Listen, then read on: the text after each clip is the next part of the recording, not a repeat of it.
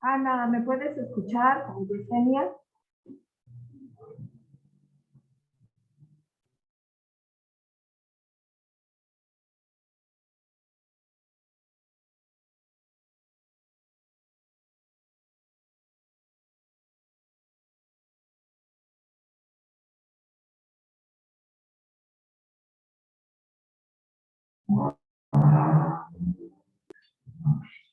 El programa.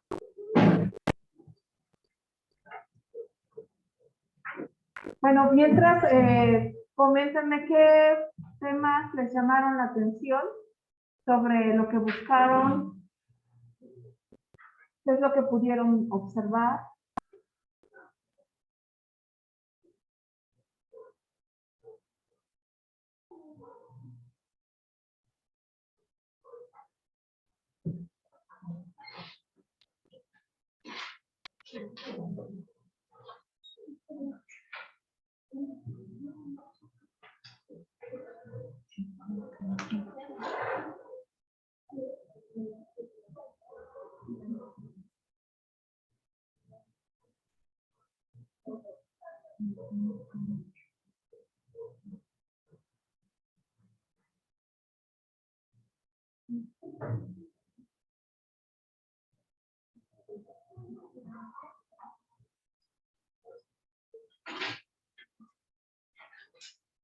Bueno, quisiera hacer una aclaración mientras, porque nosotros vamos a estar hablando regularmente de etnografía más que de etnología. ¿Sí se dieron cuenta? La etnología, como lo van a encontrar en la lectura, se refiere al estudio de las culturas, ¿sí? Nosotros no vamos a estudiar diferentes culturas, vamos a hacer etnografía, que es la descripción, ¿no? Es una disciplina, no solo es un método. Bueno, ahorita lo vamos a ver aquí, por ejemplo, con Etsy Rodwell, que es una de las mejores etnógrafas mexicanas, que incluso ha hecho etnografía aquí en Puebla, bueno, sobre todo en Tlaxcala, nos dice, ¿no? Dice, etnografía se refiere tanto a una forma de proceder en la investigación de campo como al producto final de la investigación. Clásicamente una monografía descriptiva, que es lo que nosotros vamos a hacer. ¿Sí? Entonces, por eso es que vamos a dedicarnos más a la etnografía. Bueno, ¿cuándo surge la etnografía y cuáles son las bases de lo que nosotros vamos a hacer, ¿no? Pero permítame, porque creo que no se escucha. Oye. Hola, buenos días. Es esta investigación etnográfica. ¿Sí? Sí, sí. ¿Sí? Ah. Ay, Dios mío, chato.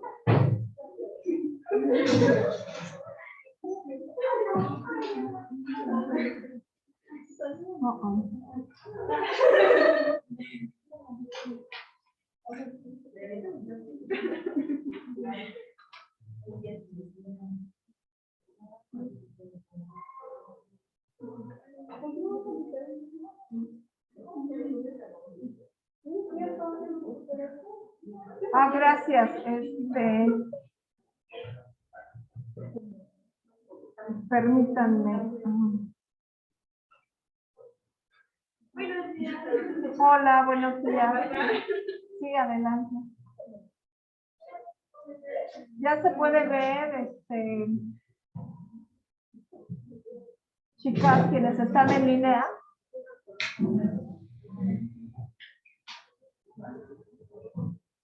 Ah, ok. Bueno. Entonces, vamos a ver que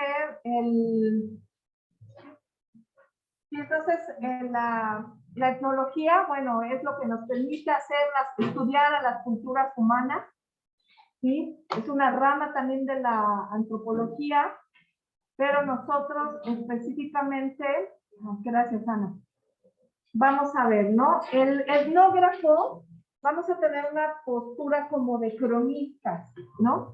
El Malinowski es uno de los creadores de esta metodología y quien empieza a delimitar lo que va a ser el estudio de otras culturas, porque recuerden, en el siglo XIX es cuando empieza a construirse las ciencias sociales y tiene que haber un rigor metodológico para entender y estudiar a las sociedades.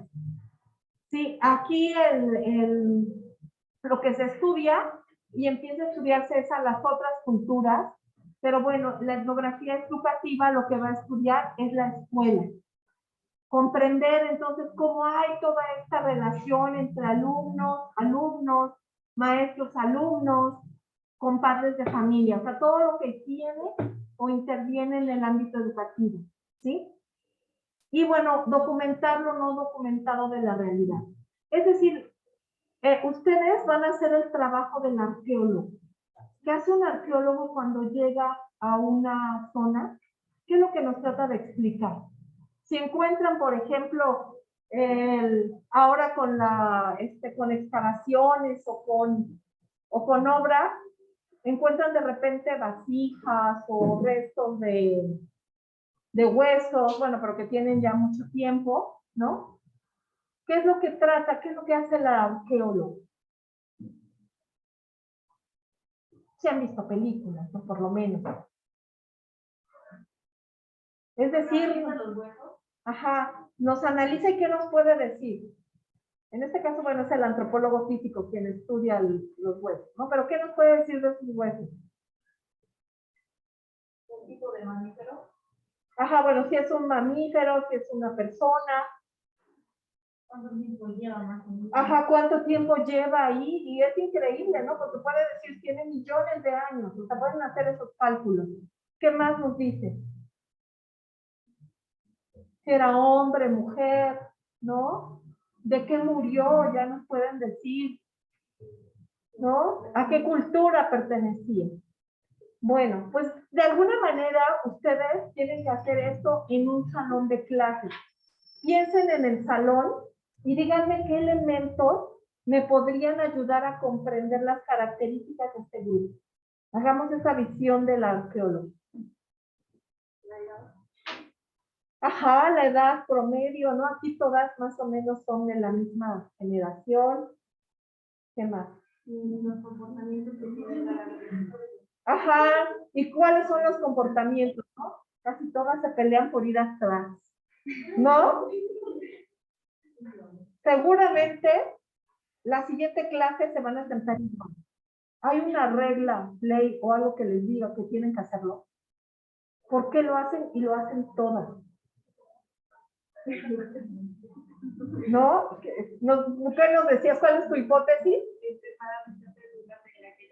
Para respetar el lugar. Vean, ¿será que estamos entonces estableciendo relaciones de poder? ¿No? O sea, ¿qué más podemos ver? ¿Qué más nos puede decir? ¿Qué otro elemento nos puede hablar más de nosotros como grupo? ¿Cuántas personas pueden acceder al espacio? Ajá, ¿no? ¿Cuántas personas? Somos el cubrebocas también, ¿no? Nos dice también mucho de nosotros el que todas se traiga el cubrebocas. A pesar de que ya no hay alguien que nos esté diciendo, no, pónganse, ¿no? ¿Qué más? ¿Creen que el bote de basura nos diga algo? Piensen en las escuelas, ¿no? Quienes están haciendo prácticas o quienes hayan tenido experiencia, ¿creen que un bote de basura nos diga algo? ¿Qué nos dice? La manera en la que los alumnos actúan en cuanto a si son limpios. Sí, de alguna manera eso nos dice. Entonces se dan cuenta lo que hace la etnografía. Por eso dice que documenta lo no documentado. O sea, nosotros podemos hacer una entrevista y decirle al niño, preguntarle al niño, ¿eres limpio? ¿Qué les va a decir el niño? Pues sí, ¿no? Entonces no nos sirve esa pregunta. Lo que nosotros tenemos que hacer es observar hábitos, observar cómo llega, ¿no? Para poder inferir o poder decir o deducir lo que es el niño, ¿no? Entonces, vean, eso es lo que nosotros vamos a hacer y vamos a aprender a hacer todas estas técnicas para recoger esa información, ¿no? Entonces, aquí cuando dice que tenemos que ver lo familiar, lo cotidiano, lo oculto, lo inconsciente, es eso, ¿no? Porque nosotros no vemos cosas que ya no son familiares, ¿no? Y eso es lo que tenemos que aprender a observar. Esos hábitos que se vienen repitiendo y que nos hablan de la situación. Ajá, bien, Yesenia, el gel antibacterial, si nosotros lo utilizamos o no, si hacemos, y ahí también podemos ver hábitos, ¿no? Entonces, eso es lo que tenemos que construir. Eso es lo que nos ayuda la etnografía, ¿no? Entonces, hace un trabajo, una descripción analítica. Fíjense, una vez en el kinder, cuando estaba en el kinder hace mucho tiempo, se iban todos los del kinder, nos llevaban a buscar huevos de Pascua. Veíamos a los niños formados en hileras con su maestra esperando el camión. Y de repente uno podía ver, ¿no? Recuerdo que el grupo de mis hijos sí podían platicar, pero no se salían de la fila. Pero había otros niños en otras filas donde la pobre maestra casi arrastrando llevaba al niño para que estuviera, los niños así de que quiero ir al baño, ¿no? Los niños gritando. Entonces, ¿eso qué nos permite ver? ¿Cómo se comportan los niños fuera? Pero ¿qué es lo que nos permite ver? ¿Qué es lo que podríamos observar? El control de la maestra, los hábitos que ha formado, ¿no? Y podemos decir, bueno, la maestra tiene un control del grupo, pero no nos basta una primera observación. Hay que triangular la información para ver si lo que nosotros estamos observando como una primera hipótesis es cierto. Bueno, después tienen otra actividad. Los niños al final de curso hacen una pijamada, se quedan en la escuela. Resulta que cuando llegan los papás, a las mamás nos decían, bueno, tienen que llegar al otro día a las 8 de la mañana con el desayuno para compartir con los niños. Cuando llegábamos al grupo a las 8 de la mañana, las mesas ya estaban, o sea, los niños ya habían el sleeping bag, lo habían guardado, tenían ya sus maletas hechas y las mesas ya estaban preparadas con sus platos para nada más llegar a servir el desayuno. Me pasó con otro niño en otro grupo, donde uno no podía entrar al salón porque estaba todo tirado, ¿no? Y ahí nos pedían, a ver, mamás, empaquen la ropa, ¿no? Y uno iba pasando entre calzones y yo no sé por qué, si no se cambiaban los niños, pero bueno, vean, ahí también vemos los hábitos del niño que aunque no se bañe, pero pues tiene ese hábito, sí, adelante, ¿no? Pero comida por todos lados, ¿no? Entonces, bueno, eso, al ver a la otra maestra con el orden, bueno, vean, estoy triangulando que la maestra sí tiene la disciplina y está creando hábitos en niños. Algo que también me llamó la atención es que tuvimos una actividad en la escuela y de repente vi que un niño fue al bote de basura, tiró el papel y agarró el bote de basura y lo sacó y se fue a tirarlo al contenedor. Les pregunté por qué había hecho eso y dijo, cuando llega a un nivel que no es la mitad, quien tira la basura y ve el nivel, tiene que sacar la basura, ¿no? Y llevarlo a donde le corresponde. Entonces se dan cuenta cómo a través de acciones cotidianas se están formando hábitos en los niños, ¿no? Que no son solo el conocimiento. Esta maestra era durísima, pero ¿cómo la quiere?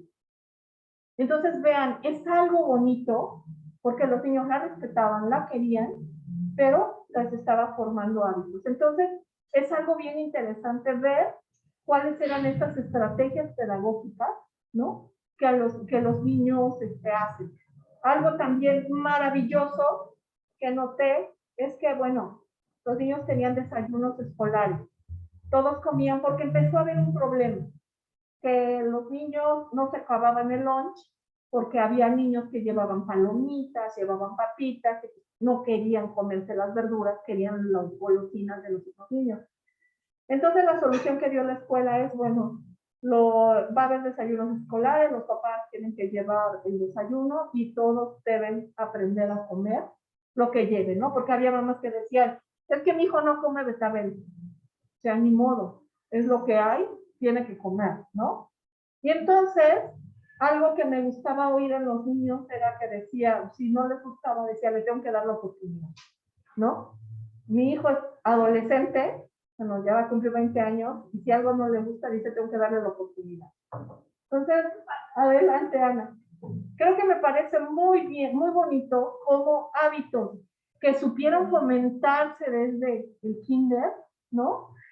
Pueden, a ver, Ana, para que no estés muy, a ver si no tiro aquí la infraestructura. ¿Sí? Entonces nosotros tenemos que aprender a ver ello en los grupos, o sea, por eso señala, bueno, estaba en la anterior, lo familiar, ¿no? Eso que podría pasar desapercibido es lo que tenemos que aprender a ver, esos detallitos que a lo mejor no tiene que ver con el proceso de la escritura, que por ejemplo en cuestión de emociones, es importante ver cómo se siente el niño y por ejemplo, ver esa relación, ¿no? Eso que a lo mejor no vamos a ver, pero sí tienes que recuperar, recabar toda esa información que nos va a decir mucho de las emociones del niño, ¿no? Bueno, vamos a ver, entonces, tenemos nosotros, el trabajo etnográfico es describir lo que vemos en el grupo. Por eso les había dicho, es un trabajo muy pesado, porque ustedes tienen que llevar un diario de campo, de preferencia que sea una libreta tamaño, ¿cómo se llama? Francesa, sino que es como de este tipo, en donde ustedes van a anotar diario, le van a poner la fecha, y van a anotar diario lo que ven en la escuela, de acuerdo a la temática que ustedes están haciendo, ¿sí? Pero es importante porque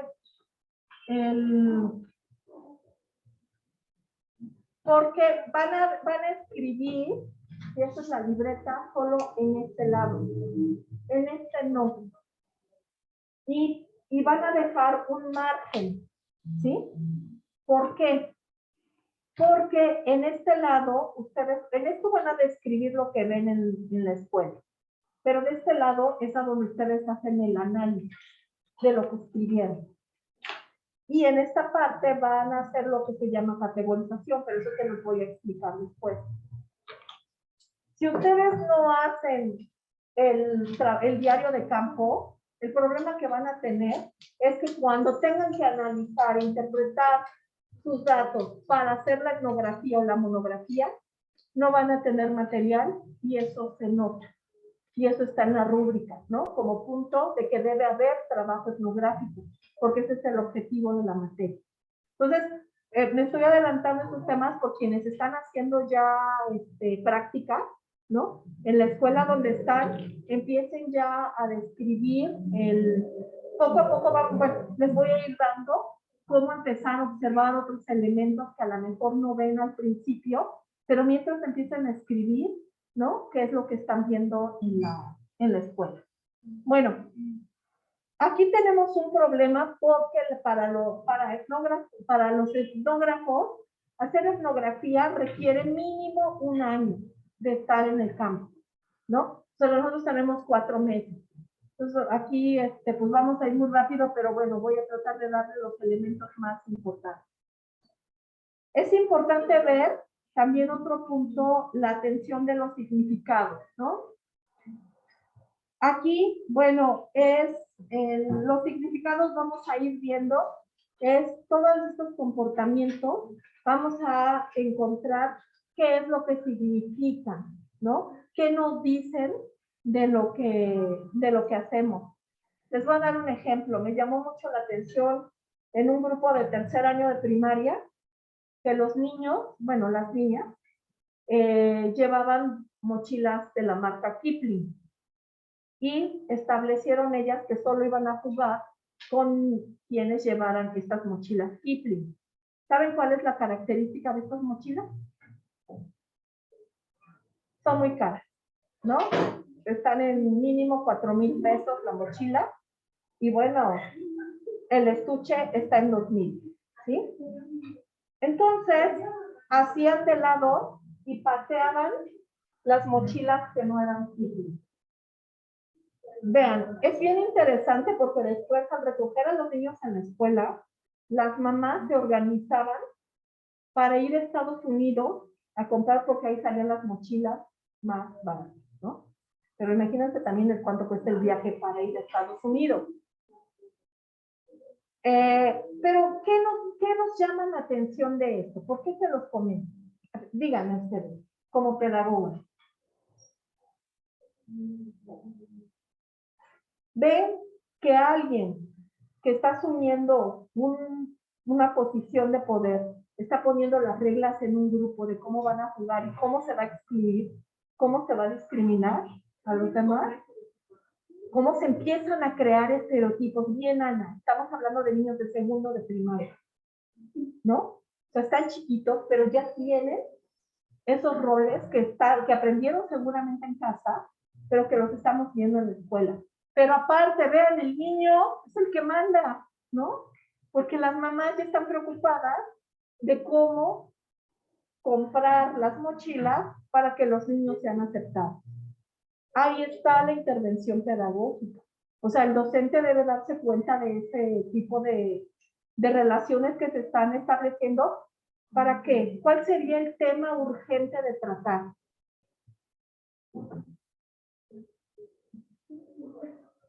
Pues la discriminación, el clasismo, ¿no? Entonces, eso es lo que nos enseña la infografía, a observar esto, que está cambiando estas relaciones. Vean, ya es una relación también con los padres, ¿no?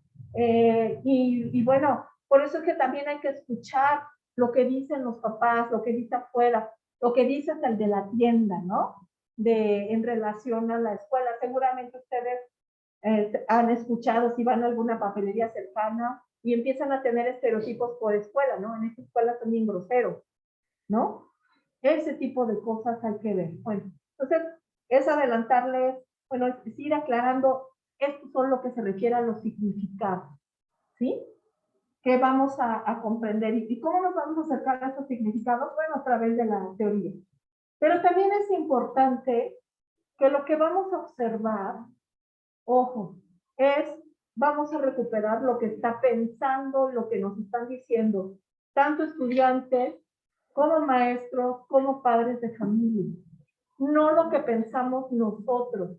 ¿Por qué? Porque nosotros podemos entrar a un grupo, observar algo y nosotros podemos creer algo, pero no, eso no nos va a ayudar a interpretar y a conocer el contexto, ¿no? Lo que nosotros tenemos que recuperar es cómo se sienten y piénsenlo así.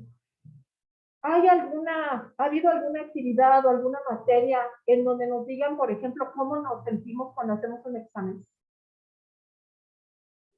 O sea, eso no lo recuperamos, ¿no? O cómo nos sentimos al ir a la escuela. Hay estudios etnográficos a donde, y bueno, yo también he tenido compañeros de trabajo que dicen, es que yo entro al grupo y no veo a mis alumnos porque se me revuelve el estómago, ¿no? ¿Por qué es importante pedagógicamente ver eso? Porque es un problema para la pedagogía. Por ejemplo, recuperar el que el maestro llega y está pues ansioso y con dolor de estómago. ¿Por qué creen? A ver, piensen ya como pedagogos. Acuérdense, ustedes tienen ya que hacer intervención pedagógica en un grupo.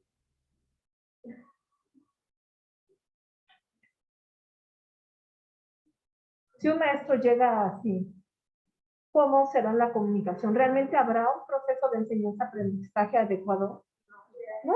Entonces podemos llegar y nos pueden traer la mejor tecnología. Vean, es un problema satélite.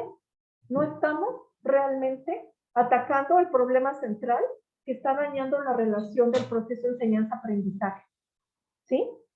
Eso es lo que tienen que aprender a ver. No los problemas satélites, sino el problema de origen, porque ahí viene la intervención pedagógica, conocer el problema para poder intervenir y proponer realmente qué es lo que va a ayudar a mejorar el desempeño tanto docente como escolar, ¿no? Bueno, este es un ejemplo bueno, es una imagen muy conocida sobre cómo empieza en etnografía a estudiar a otros grupos y la manera bueno, de cómo acercarse a ellos, ¿no? Entonces, a ver, es importante porque ustedes a través de la etnografía van a construir conocimiento, ¿no? Pero también algo bonito que tiene la etnografía es que es muy cercana a la literatura y al periodismo, lo que se hace en etnografía. Porque cuando ustedes hagan la monografía, lo que esperamos ver no es un texto aburrido, porque como tiene que ver con historias, tiene que ver con lo que pasa, o sea, tiene que ver como con chisme, ¿no? Pues lo deben escribir de manera agradable, de manera en que uno pueda leer y no deje de leer el texto, ¿no? Claro, aquí no se trata de que inventemos, se trata de que vamos a dar evidencia de todo, ¿no? Vamos a presentar un problema y vean, es un problema que están viendo ustedes en las aulas, lo van a presentar con toda una estructura, van a describir el problema y también van a proponer la solución, ¿no?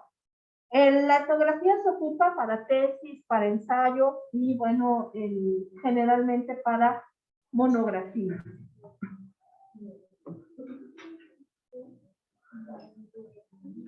¿Ustedes vieron la película Ya no estoy aquí? Una película que tuvo un gran auge como 2 años. Es una película que causó una gran molestia en Monterrey. Porque, a ver, nos vamos con los estereotipos. ¿Qué idea tenemos de Monterrey? ¿Cómo está? ¿Cómo viene? Ella mata. Pues sí, ¿verdad? Bueno. Carne asada, sí. Sí, qué rico. Pero ¿qué más? Que es un país de los más grandes, más ricos, ¿no? Pero esta película, vean, fue una revisión etnográfica que hizo el director sobre algunas pandillas, algunos grupos. Es muy interesante porque si oímos pandillas, ¿a qué lo relacionamos? O bandas. A delincuencia. Y aquí lo que nos muestra no es necesariamente eso, sino que los jóvenes se agrupan para sobrevivir al crimen organizado. O sea, es muy triste, ¿no? Que tiene que ver con lo que decía Sana, muerte, ¿no? Pero vean, o sea, más triste todavía es que los jóvenes se tengan que unir en estos grupos para aprender a sobrevivir. Entonces, esto es lo que nos debe ayudar la etnografía, ¿no? Hacer posible lo que no entendemos, lo que no vemos, para comprender sus lógicas propias, ¿sí? Aquí yo les pido que, y es algo que muchos historiadores en distintas disciplinas también sugieren, es que nos dejemos sorprender por las cosas. Cuando vamos a un museo, ustedes traten de ver, a ver, ¿qué voy a encontrar? ¿No? A pesar de que sé que es un museo de historia natural y que voy a encontrar bichos y naturaleza, ¿no? Pero tengo que ir con la disposición de pensar qué me va a enseñar, qué voy a encontrar nuevo, ¿no? No dar por sentado algo para poder entender lo que voy a ver. Lo mismo en la escuela. Casi gran parte de nuestra vida la pasamos en la escuela. Entonces lo que tenemos que aprender a ver qué es eso novedoso o qué es eso que no he visto, voy a encontrar, ¿sí? Bueno, no sé si aquí tengan alguna duda o alguna pregunta sobre lo que estamos viendo en etnografía.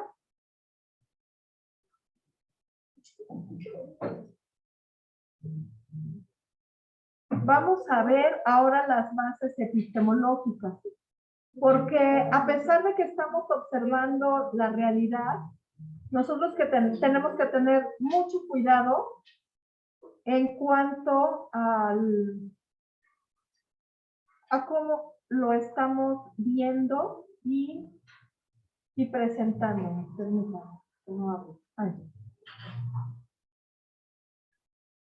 ¿Sí leyeron la lectura de Martínez sobre el positivismo y el post-positivismo? ¿Alguien tuvo tiempo? Sí, adelante.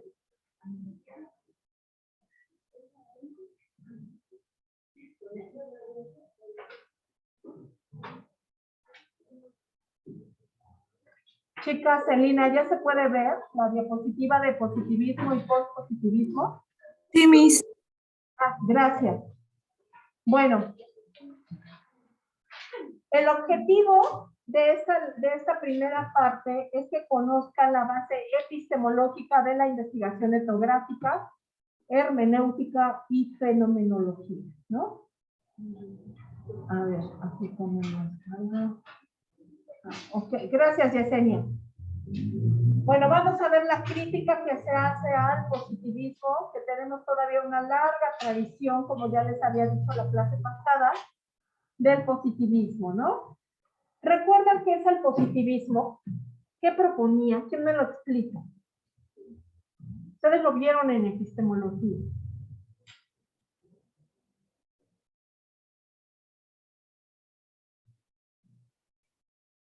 ¿Se acuerdan? A ver, que empiecen sus conexiones neuronales a trabajar. ¿Se acuerdan que propone un mismo método para todas las ciencias y que deben ser verificadas? ¿Cuál es el problema cuando nosotros estudiamos a un grupo? Que no podemos verificar los resultados como lo se haría en otras ciencias. Incluso en la física también están teniendo ya sus problemas, ¿no? ¿Por qué? Porque cambiamos. Les había comentado, si ahorita vienen y nos hacen una encuesta y a la hora de salida vienen y nos hacen la misma encuesta, seguramente vamos a responder de manera diferente. ¿Sí? ¿Por qué? Porque ya nos queremos ir, porque no nos interesa, a lo mejor estamos más tranquilos. O sea, son muchos factores los que intervienen. Eso debemos tomar en cuenta cuando nosotros estemos haciendo recolección de datos. Por eso es que tenemos que poner la hora, ¿no? Y quiénes están, en fin, factores que puedan influir en lo que nosotros estamos recolectando. Eso tenemos que hacer. Sí, bueno, también el positivismo trata de formular leyes objetivas para explicar el mundo, ¿no? El problema en las ciencias sociales y en la etnografía es que lo que estudiamos en un grupo no puede ser generalizable. Es decir, si alguien estudió el bullying y encontró las causas del bullying en ese grupo, seguramente no van a ser las mismas que en otra escuela, ¿no? Pero sí nos ayuda a entender el proceso. Entonces, el único medio para el positivismo es, para llegar al conocimiento, es la experiencia comprobada o verificada a través de los sentidos, ¿no? O sea, de lo que vemos. Pero lo que vemos es la realidad. Podemos ver nosotros realmente qué está pasando con solo ver. Para la etnografía no, porque puede ser engañoso, ¿no? Bueno, vamos a pasar. Si ustedes recuerdan, llevaron una gran discusión entre empiristas y racionalistas sobre la verdad, ¿no? Pero lo que aquí es importante ver, cómo tuvo una gran influencia la física en la construcción de cómo se debe hacer ciencia. O sea, ustedes cuando hagan etnografía, van a seguir un método científico que debe ser muy riguroso. Y eso es lo que a ustedes les tiene que quedar claro. Cómo llevar esa rigurosidad a la investigación etnográfica, ¿no? Aquí, por ejemplo, el principio de indeterminación o de incertidumbre de Heisenberg, es decir, cómo tenemos que identificar qué puede cambiar la realidad de lo que nosotros estamos viendo, ¿sí? Ustedes, si van a, y es que es difícil, ¿no? Por ejemplo, cuando llevan a campo, a hacer trabajo de campo, imagínense qué pasa, chicas, cuando, por ejemplo, un investigador quiere saber los hábitos y les dice que van a ir a su casa a observarlos. Se sentirían, la mayoría dijo no, ¿no? Pues se sentirían incómodas. Entonces se imaginan lo difícil que es que un etnógrafo pues tiene que seguir y tiene que estar observando pues casi todo el tiempo al grupo donde está. Entonces eso es lo que vamos a aprender, cómo adentrarnos en el grupo sin que sea algo pesado y sin que no desagrade. Y sin que nos vayan a mandar a volar que digan, ya estoy harta de que me estés observando, ¿no? Eso es lo que vamos a aprender en etnografía. Bueno, fíjense, otro principio interesante es el de Pauli, que es el principio de exclusión, que nos permite comprender la aparición de fenómenos cualitativamente nuevos. El de Niels Bohr, que es el de complementariedad, dos explicaciones opuestas para fenómenos, y Schrödinger con Max Planck, la realidad física está alejada de la experiencia sensorial sensible. ¿Qué vemos en general con estos principios de la física? Bueno, pues tenemos que empezar a ver lo difícil que es acercarnos realmente a ver la realidad. Tenemos que aprender a ver todos estos factores que van a influir en lo que nosotros estamos viendo para poder interpretar y agua. No pensar que algo es mecánico, o sea, que observar algo me va a llevar a algo. Tenemos que dudarlo. O sea, si el niño es violento, seguramente en su casa lo tratan mal. No tenemos que dar por hecho ese tipo de cosas, ¿no? Son lo que nos dicen estos principios. Hay muchos factores que intervienen y tenemos nosotros que preguntarnos e ir hacia dónde va lo que nosotros estamos observando. ¿Qué nos va a ayudar a interpretar entonces lo que nosotros estamos viendo? ¿Qué es? ¿Qué me va a ayudar a ver, a explicar? A ver, este comportamiento, ¿por qué se da? Investigar a fondo. Bueno, ya investigaste, recogiste datos, ¿por qué es lo que vas a hacer? ¿No? Pero ¿qué es lo que te va a ayudar a interpretar esos datos del comportamiento de un niño o de un grupo de niños? La experiencia, no, fíjate, es lo que se critica al positivismo. Lo sensible, o sea, no solo por verlo, te va a llevar al conocimiento. Pero qué bueno que lo señalas para aclararlo, ¿no? Son las teorías, ¿sí? Por eso es que tienen que estar leyendo siempre los temas que están viendo ustedes en ¿cómo se llama?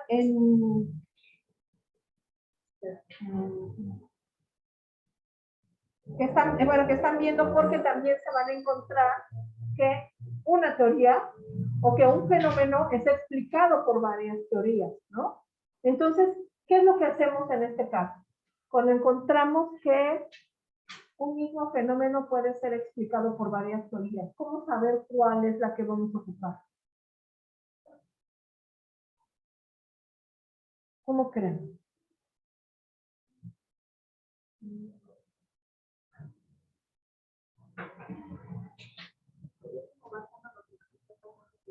Buscar cuál es la adecuada y pues, sí, claro, ¿no? ¿Cuál es? Eso ya es muy personal. ¿Cuál de ustedes consideran que es adecuada? Pero una vez, por ejemplo, una chica presentó un proyecto criticando el proceso de lectoescritura en niños, pero resulta que el método que ella eligió como propuesta para la docente era un método que ya dejó de utilizarse, no recuerdo cómo se llama, pero ya dejó de utilizarse hace 50 años. Y ella lo estaba proponiendo, ¿no? Entonces, bueno, a pesar de que dice ella, es que me gusta, a ver, no es de que te guste. Hay que ver las críticas a ese método y han sido muchas las críticas y entonces por eso ya no es viable, ¿no? Aunque a ti te guste, el problema es que no funciona, ¿sí? Entonces es eso con lo que deben tener cuidado. Si algunas teorías, métodos, estrategias les gustan, tienen que ver también la contraparte, ¿no? Las críticas para que ustedes, bueno, sepan realmente, y eso nos referimos a las bases epistemológicas, ¿no? Que conozcan bien ya sea la teoría, la estrategia o el método para poder defenderlo. Esa va a ser la mejor defensa, ¿no? Bueno, ¿qué es la hermenéutica? Nos referíamos a la hermenéutica y la hermenéutica es eso, el significado de las cosas. Aquí tengo una imagen. ¿Se acuerdan cuando empezó lo del COVID? Que sobre todo en Estados Unidos, bueno, también en nuestro país, la gente empezó a acaparar papeles, los paquetes de papel higiénico. ¿Sí recuerdan?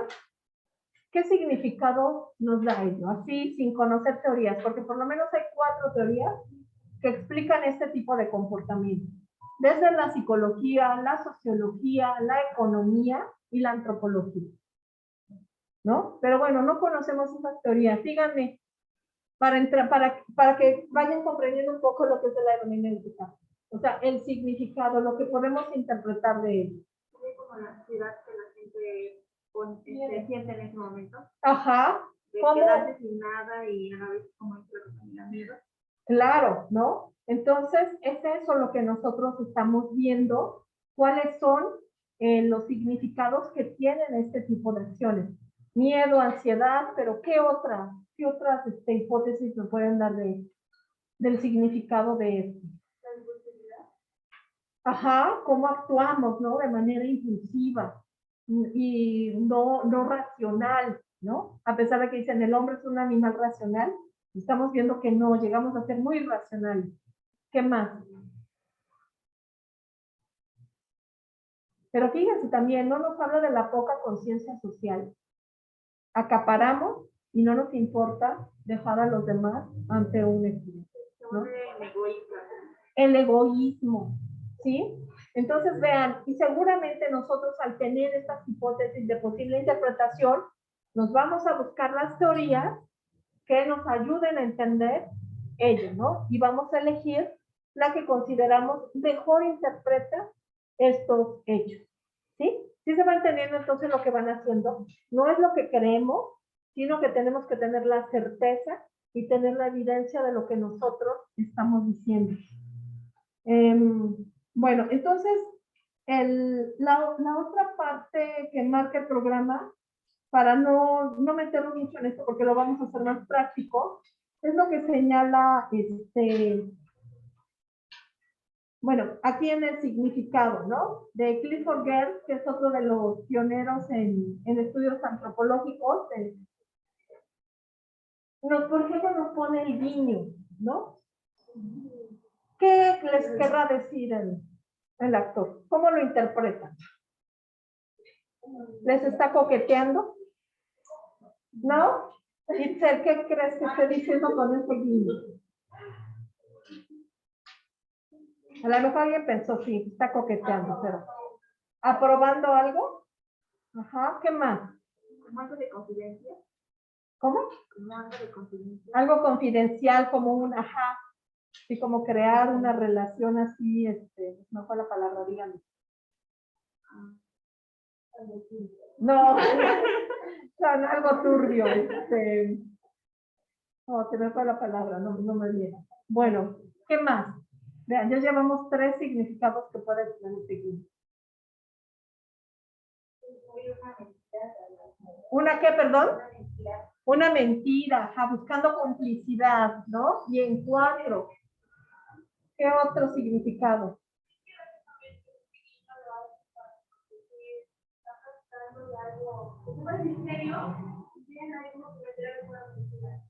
Ajá, bueno, sí, ya lo decía, ¿no? Como complicidad de la mentira.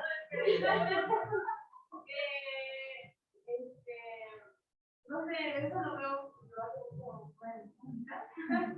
con mi pregunta a sus hijos, ¿quieres salir? Y le dice, sí, vamos a salir, pero dime.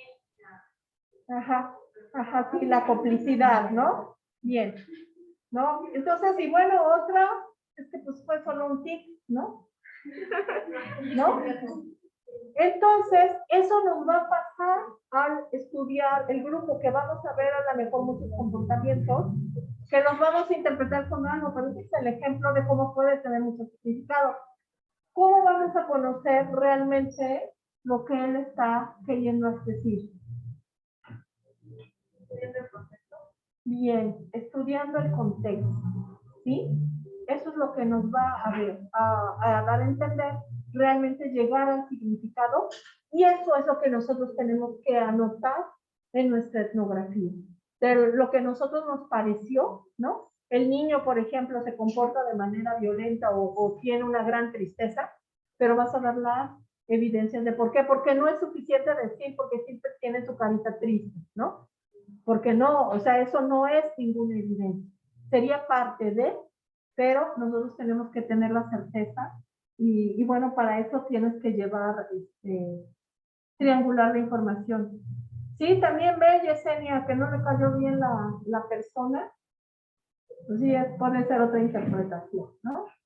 Bueno, entonces, estos paradigmas para la etnografía, el positivismo no es suficiente para estudiar a las sociedades, por eso proponen algo diferente, ¿no? Si ustedes recuerdan este esquema de Karl Popper, que todos tenemos que empezar con un problema, ¿no?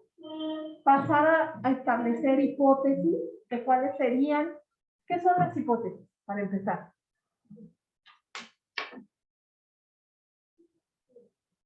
¿Qué son las hipótesis, chicas, quienes ya llevaron educación documental? Digo, investigación documental. Son conceptos que ustedes ya deben manejar bien, ¿sí? Las hipótesis son posibles respuestas al problema. Si se dan cuenta, siempre estamos hipotetizando con todo lo que nos pasa, ¿no? Solo que, bueno, ustedes van a aprender a hacer hipótesis más académicas, ¿no? Con variables. Entonces, después de eso, a ver, el positivismo, después de que establecemos las hipótesis, ¿cuál sería el siguiente paso para el positivismo? Verificar las hipótesis. Para para Popper, no, sería la falsación o la constatación o refutación de las hipótesis. O sea, yo no las voy a verificar, voy a ver qué pasa con ellas, voy a analizar, voy a hacer técnicas y estrategias que me permitan ver qué está pasando con las hipótesis, y eso me va a ayudar a hacer nuevas hipótesis. ¿Se acuerdan en el video que vimos la clase pasada? Es lo que decía esta investigadora, ¿no? Vamos a estar haciendo nuevas hipótesis. No se desesperen. Si acuerdan, es que yo ya lo tenía y está cambiando. El positivismo nos enseñó que todo era muy cuadrado. No. Aquí es que podemos irlas cambiando. ¿Por qué? Porque estamos observando y estamos viendo nuevos fenómenos. ¿Sí? Entonces es algo bueno en la investigación. Y esto nos puede llevar o a nuevas hipótesis o hipótesis que resisten la contrastación. ¿Qué querrá decir eso? Que una hipótesis resiste la contrastación o la falsación.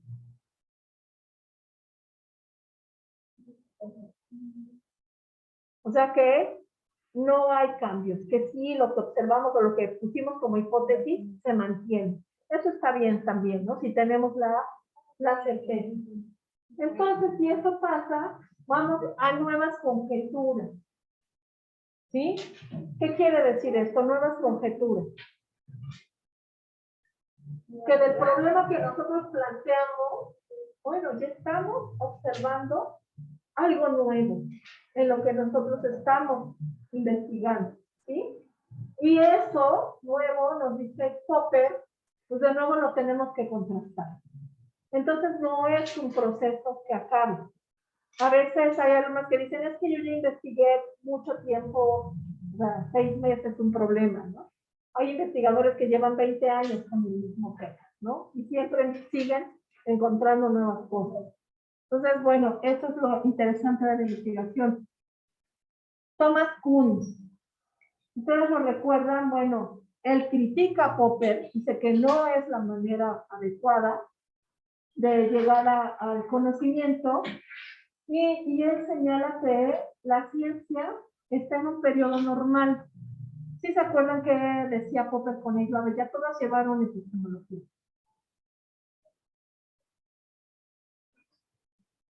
¿Qué decía Kuhn? Que de ciencia normal. Cuando son las teorías las que me permiten explicar los fenómenos que estoy viendo, no hay problema. Pero resulta que vamos a encontrar anomalías. Seguramente vamos a encontrar que las teorías no son suficientes para explicarme el problema que yo estoy viendo. Y entonces es cuando empiezan en crisis las teorías, y entonces esto me lleva a una revolución, ¿no? A que haya nuevas teorías para poder explicar el fenómeno y se cambie el paradigma. ¿Recuerdan que es un paradigma? Porque ustedes van a trabajar con paradigmas. ¿Qué es un paradigma? Este es un concepto que Kuhn trató de explicar, tiene más de 80 definiciones en su libro, en las revoluciones científicas. Pero ¿qué es un paradigma? Es un modelo a seguir, ¿sí? Es un enfoque. ¿Cuáles son los paradigmas educativos?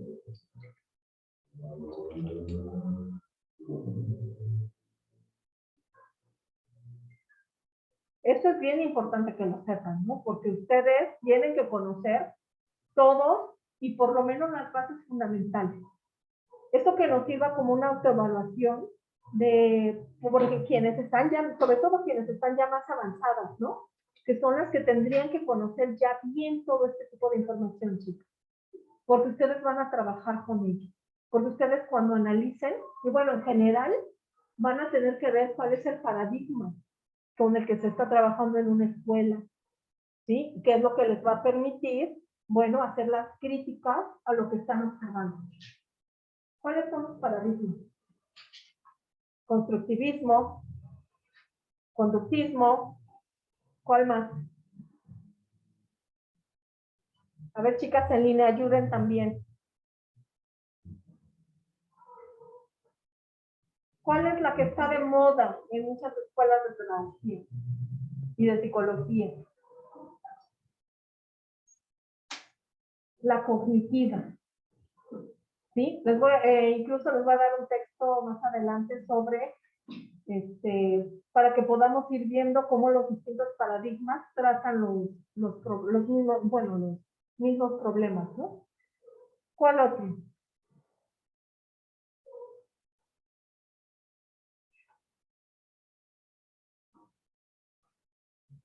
Chicas, eso es una, así como fundamental que ustedes sepan, ¿no? ¿Cuál es el otro? Ahorita que mencionamos el del cognitivismo es el más reciente, ¿no? Pero nos falta otro. ¿Cuál? El histórico-cultural. El empirismo más bien corresponde a una historia, a una corriente de pensamiento, ¿sí?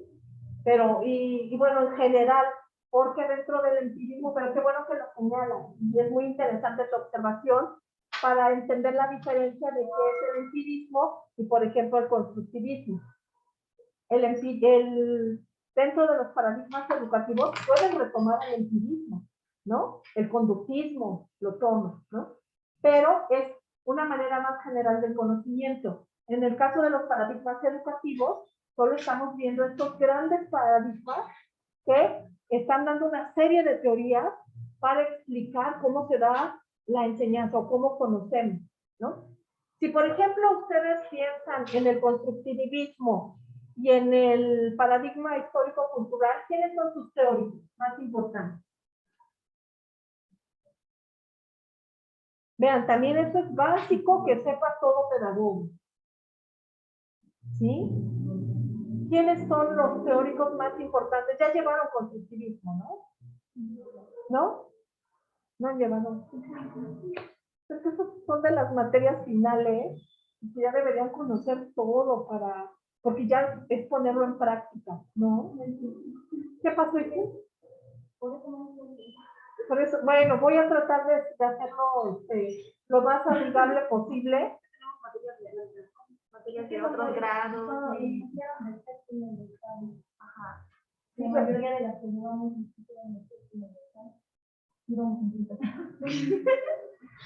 Sí, de tercero. Ajá, los de tercero. Sí, ¿verdad? Sí. Bueno, trata de hacer la observación. Pero ustedes, chicas, ¿en qué vivían? Así es. ¿Ustedes iban en el séptimo? Ya van en Octavo. Bueno, ustedes sí de octavo, ya esta información básica sí la deben saber, ¿no? ¿Quiénes son los principales teóricos de estos paradigmas educativos? Es fundamental para ustedes, ¿sí? Bueno, a lo que quería llevar es que, por ejemplo, tenemos teóricos que van a estar en los distintos paradigmas y van a ser los mismos. Pero, ¿qué va a pasar? Que a pesar de que, por ejemplo, Vygotsky esté en el histórico-cultural y también nos sirva para el constructivismo, pero a final de cuentas el paradigma, constructivismo e histórico-cultural son diferentes, ¿sí? A ver, con esto, lo que ustedes tienen que dejar claro en sus monografías es con qué paradigma van a trabajar, cuáles van a ser las grandes teorías con las que ustedes van a trabajar. ¿Por qué? Porque es el paradigma, es el enfoque, es el modelo con el que ustedes están criticando y analizando los temas. ¿Sí queda claro? O sea, es decir, si ustedes van a hacer una observación, van a hacer una crítica de lo que está pasando en un aula, ¿sí? Tienen que observar cuál es el paradigma a que se refieren las estrategias y los métodos de aprendizaje, y en base a ese paradigma tienen que hacer la crítica. La propuesta, claro, pueden utilizar otro paradigma educativo, pero siempre haciendo referencia, ¿no? Consideramos que el proceso de lectura de comprensión no es el adecuado, ¿no? Que ofrece mayores herramientas el cognitivismo, por lo que proponemos esto, ¿no? ¿Sí se va entendiendo, chicas? ¿Qué es lo que van a hacer? Bueno, a ver, aquí tenemos otra participación. Ajá, el humanista también, bien Yesenia. Entonces, bueno, deben tener claro bien cuáles son estos paradigmas educativos. Bueno, todo esto yo les voy a estar cuidando en el proceso de investigación, ¿no? Voy a estar cuidando si caen en el positivismo, buscando que realmente el proceso de investigación sea el adecuado y tenga la suficiente rigurosidad para que puedan encontrar o llegar o contrastar, falsear lo que están investigando.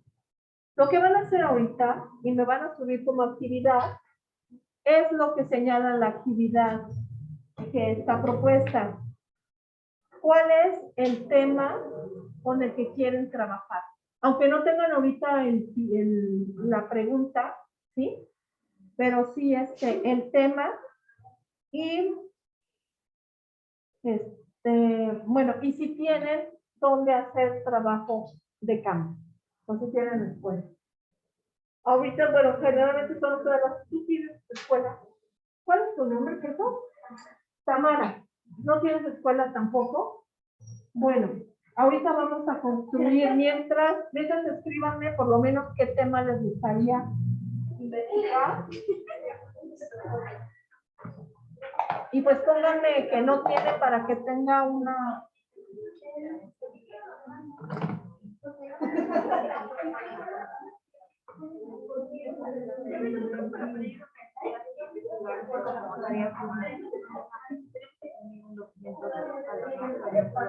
A ver, no te entendí, Ana, perdón.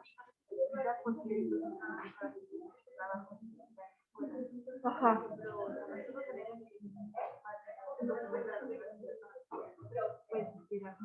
Ah, sí, claro.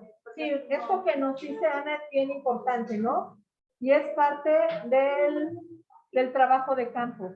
Cuando ustedes lleguen a investigar a una escuela o una comunidad, lo primero que tienen que dirigirse es a las autoridades.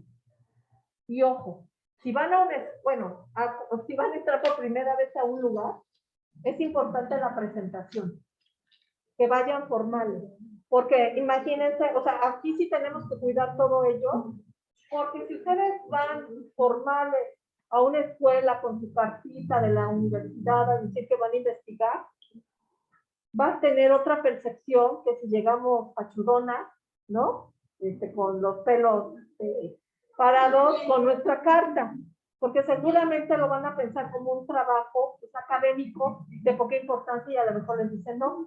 Sin embargo, con la formalidad van a tener distinta percepción. Eso mismo tiene que pasar, o sea, aquí sí influye mucho, ¿no? Y ese tipo de cosas tienen que cuidar. Entonces, si van a ir a una escuela a investigar, sí tienen que llevar una carta de la universidad para que tengan el permiso. Quienes ya están haciendo prácticas, como ética, tienen que avisar al director lo que están haciendo, ¿no? Llevar el proyecto y llevar una presentación, que a lo mejor, y eso suele pasar, que les digan no, porque las escuelas lo quieren ser investigadas. Y les ha pasado a los mejores investigadores que de repente la maestra sale a decir al director, ya no quiero al etnógrafo, que se vaya, ¿no? Después de que tienen 5 meses de investigación de 6, y entonces se quedan a la mitad. Entonces, por eso es que les decía de todos estos elementos que tenemos que cuidar para pasar desapercibidos, para que no parezca que estamos juzgando. Y bueno, eso también es otro tip para el diario de campo. No pongan los nombres reales, pongan códigos, ya sea números o cámbienles el nombre y ustedes tengan en su casa el código, porque si llegan a perder el diario, ¿no? Puede malinterpretarse lo que escriban. También lo que escriban, por favor, no juicios de valor. La maestra es bien floja porque llega tarde. No, ¿cómo lo diríamos? ¿Cómo lo diríamos eufemísticamente? O sea, que la maestra llega tarde. Se retrasó 10 minutos para iniciar la clase, ¿sí? O sea, hay que tener mucho cuidado con el lenguaje y ese también es un buen proceso de escritura. Entonces, tratar de no utilizar bueno, malo, porque imagínense, escriben en su diario, la maestra es buena en la clase. Todos lo vamos a interpretar de manera distinta, que es buena realmente, ¿no? Entonces, también es un ejercicio muy interesante de que estén buscando los objetivos adecuados para describir, ¿sí? ¿Qué pasa también? Nosotros tenemos el problema de que imagínense que están ustedes en clase y alguien las está observando y escribe. Entonces es de incomodidad, ¿no? De, ¿qué me ve? Parece que soy dicho, no. Entonces, ustedes tienen que tener un blog donde escriban así, por ejemplo, ideas muy generales, ¿no? Feli y Aney se la pasan platicando en clase, ¿no? ¿No? Entonces, bueno, ideas clave que a ustedes después vayan, ya como cuando tengan más tiempo, empezar a describir, por ejemplo, el comportamiento de diferentes, pero ya tienen, pero sí participan, ¿no? En fin, lo que ustedes consideren relevante, pero eso lo vamos a ver de acuerdo a la observación. A ver, chicas. A ver, pasa al pizarrón. Dime la estructura de una pregunta de investigación. Sin miedo. Acuérdense, aquí es importante porque lo vamos a hacer como taller, ¿no? ¿Cuál sería la estructura de una pregunta de investigación? También eso hay que tener mucho cuidado, pero bueno, son elementos que vamos a ver. No tomar imágenes de las escuelas si no tenemos permiso, mucho menos de niños, porque pueden tener problemas legales, ¿sí? Acuérdense que hay ya acuerdos de confidencialidad y todo ello, entonces Y nada de contar, ¿no? O sea, están entrevistando a una maestra y decirle, oiga, ¿qué cree que la maestra la entrevisté y me dijo esto, ¿no? ¿Es cierto? Sí, no. ¿Cuál es la estructura? Mientras suban, por favor, sus temas. ¿No te acuerdas? Sí, súbamelo como actividad para que yo tenga... sí, la imagen. Sí, como quieran. ¿Cuál es la estructura de una pregunta de investigación? A ver, esto lo vamos a tomar como planteamiento del problema, ¿sí? Como pregunta. A ustedes seguramente les han pedido planteamientos del problema como un texto, ¿no?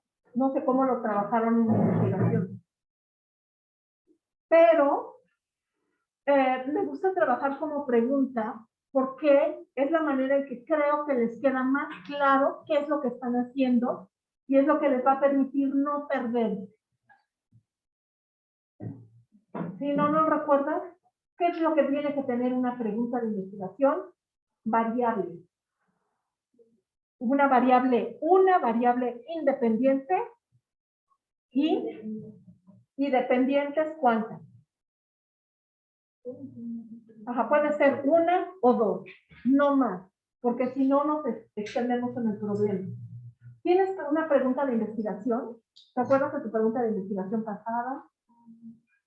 A ver, vamos a poner, de acuerdo a lo que ustedes, de los temas que encontraron, algún tema que lo pongamos para que ustedes puedan ver las variables.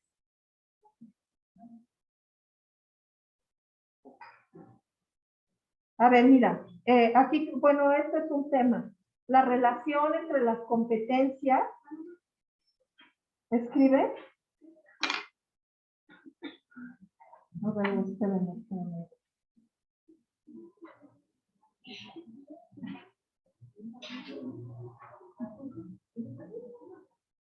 A ver, ponme esta pregunta.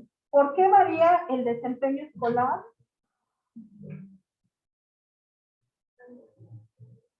entre estudiantes de baja condición social? Esta es una tesis de la UDLA, de la UDLA, en Puebla.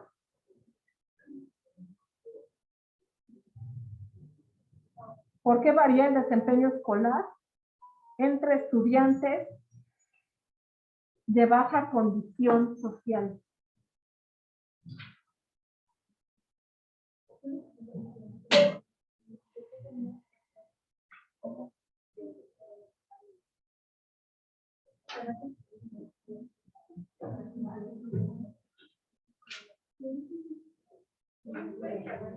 ¿Perdón?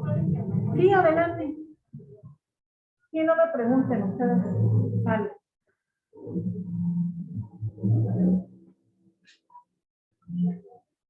Bien. ¿Cuál es la variable? ¿Qué es una variable independiente? Quienes ya llevaron investigación. ¿Perdón? No me lo. Es mi variable, es mi categoría conceptual o mi tema más importante, el que va a guiar toda mi investigación. ¿Sí? ¿Cuál sería? El desempeño escolar. ¿Sí? Ahí ponle una línea y pon variable independiente. Sí, como quieras, ¿no? Y la variable independiente, entonces, ¿cuál sería? Y la variable dependiente, vean, perdón, ¿cuál sería? ¿Por qué? ¿Por qué sería la baja condición social? Claro, porque esto, la baja condición social va a depender de eso. ¿Sí? Entonces, aquí solo tiene en esta tesis solo una variable, pero sabemos que vamos a encontrar a lo largo del trabajo. Sí, ponle BB, ¿no? Ya, gracias. Entonces, las preguntas tienen que tener eso. Esa es la estructura básica. Una variable independiente y una o más dependientes, pero no puede ser más de 2 a 3. Es muy exagerado porque entonces nos va a abrir muchísimo el campo de acción y solo con 2, uy, es muchísimo trabajo. ¿Sí? Entonces, eso piensen cuando hagan sus preguntas. Y vean, eso también me permite a mí saber qué es lo que voy a hacer, porque a veces se van en la investigación y se salen a otras cosas. La pregunta es lo que me va a ayudar a delimitar bien lo que yo voy a hacer. ¿Sí? Entonces, ¿cuáles serían? ¿Alguien tiene pensado cuál sería su variable independiente del tema que van a investigar? Sí, Ana, tú tienes así ya una... Ah, bueno, por ejemplo, ustedes tienen el problema que no tienen escuela. ¿Qué podrían estudiar en la universidad? Se vale repetir temas. ¿Por qué? Porque no tienen la misma creatividad, ni tienen la misma, no van a buscar seguramente el mismo material, ¿no? Y entonces le van a dar su propio contenido. ¿Sí? ¿Cuál tema creen que se puede hacer en la universidad? ¿Sí, Ana? Bueno, encima de esto sí podría ser el docente como migrante digital, porque sí pues ya como que se basaron más en lo que pasó anteriormente. Ajá. Entonces podemos empezar a investigar cómo los maestros se sintieron en el gran cambio que hicieron. Ajá. Bien, sí, me parece interesante, aunque creo que a tendrías que ponerle otra variable, para que no se quede solo en la descripción de que me diga cómo se siente, ¿no? Ajá, sí, serían variables. Sí, otra variable más para hacerlo un poco más amplia, pero sí me parece interesante. Bien, Ana. ¿Qué otra cosa podrían estudiar que creen que pueda ser interesante? La nueva forma de interesante es que, por ejemplo, ahorita cambió el método, ya está, hay una artificial, otra femenina, entonces de alguna manera cambia el método. Ajá, cambiar el método. ¿Creen que sería el método? Bueno, la forma de hacer. Ajá, bien. Eso que señalas, Bene, es también muy importante porque ahí estás viendo la necesidad de tener la categoría conceptual que realmente te permita describir y analizar lo que te interesa, ¿no? Sí, entonces sí, me parece viable también lo que estás haciendo. Trata de ir ya pensando entonces en una pregunta, ¿no? Con las variables de lo que podrías hacer. ¿Qué otro tema, chicas? Factores del abandono escolar. Ajá. ¿Cuál sería el problema a lo mejor en el tema que nos dice Fer? Es bien importante porque, sabes, Fer, yo también encontré que muchas tesis están hablando del abandono escolar a nivel superior, que es muy alto, que tenemos una de las tasas más altas de deserción escolar universitaria. Pero ¿cuál sería el problema de hacerlo aquí en la universidad? ¿Realmente tendremos evidencias de que hay una gran deserción escolar? Sí, porque, por ejemplo, o muchos días estamos entramos a la mejor 10 y para el tiempo pues va saliendo una, otra. Y nos vamos dando cuenta porque faltan, ¿no? Tenemos una compañera que dice nada. Acuérdate, no, ya la confidencialidad. Teníamos uno, y ya no iba. Es que estaba buscando cómo decirle, pero Sí. la compañera de tiempo nos íbamos dando cuenta, bueno, entre nosotros de que faltaba un día, o después eran dos, o ya no iba, se conectaba una clase y los demás no. Ajá. Bien, sí, me parece muy interesante esta observación. Y sabes, que creo que también nos llevaría a pensar si realmente el sistema híbrido está más bien potencializando la deserción escolar. No, creo que es bien interesante lo que planteas ahorita con lo que señalas. Y ve qué importante es utilizar estas categorías, porque al principio, como me lo planteaste, no lo vi viable, porque dije, somos una universidad pequeña y realmente que vaya una o dos no es una muestra significativa, ¿no? Entonces no podría ser viable. Pero ya con lo que planteas ahí, no creo que es muy, muy interesante el eslogan. Bien, entonces ya tú puedes empezar también a desarrollar el planteamiento, ¿sí? ¿Alguien más, chicas? ¿Qué otro tema? Bueno, ahora vamos un poco con las que ya tienen problemas de temas de investigación. ¿Sí? ¿Alguien no sabe hacia dónde ir? Están en la escuela y entonces creo que ahí ya tienen ustedes que empezar a ver cuál es el problema, ¿no? Que están viendo en las aulas y sobre todo porque tienen poco tiempo porque terminan en marzo, ¿no? Para hacer trabajo de campo. ¿O no terminan en marzo? Sí,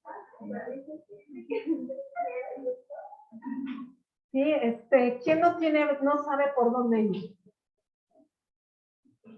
Ustedes, a ver, ¿tienen escuela?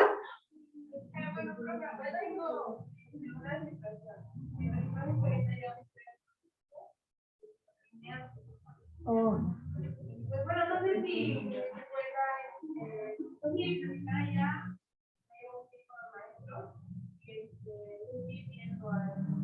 Pues sería fabuloso, sobre todo porque ya conoces bien el contexto, ya has estado adentro, entonces no vas a tener problema para ingresar de nuevo y hacer la investigación. Pues sí, ve eso y ve pensando entonces el problema que podrías investigar, ¿no? ¿Tienes algún tema ya de interés?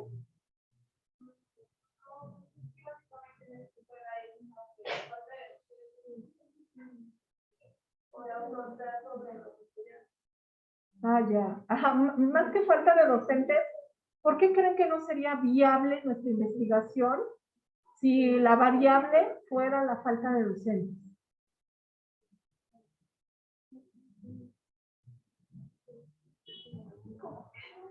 Sí, porque dice que un problema en la escuela es la falta de docentes, pero que no es un tema de investigación la falta de docentes. Pero se podría hacer, ¿no? Porque al final de cuentas van a afectar mucho a los alumnos. Sí, claro. Porque pues, si no hay docentes, los alumnos no se desarrollan y a veces no es lo mismo tomar una clase y después estar otra semana y tomar la misma clase. Entonces no se va llevando un proceso.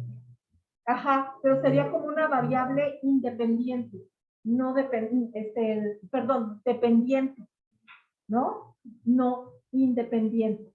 Bueno, ahí se tiene que buscar una variable Ajá, independiente, ¿no? ajá, y esa, ya la está falta basada de con- docentes, sí, claro, sí, en ese caso sí.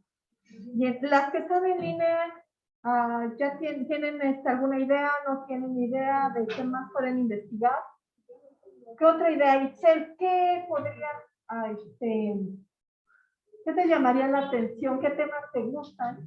¿Qué crees que se puedan aplicar? Y a ver, escuchen, porque pueden sugerir, ¿no? Ideas.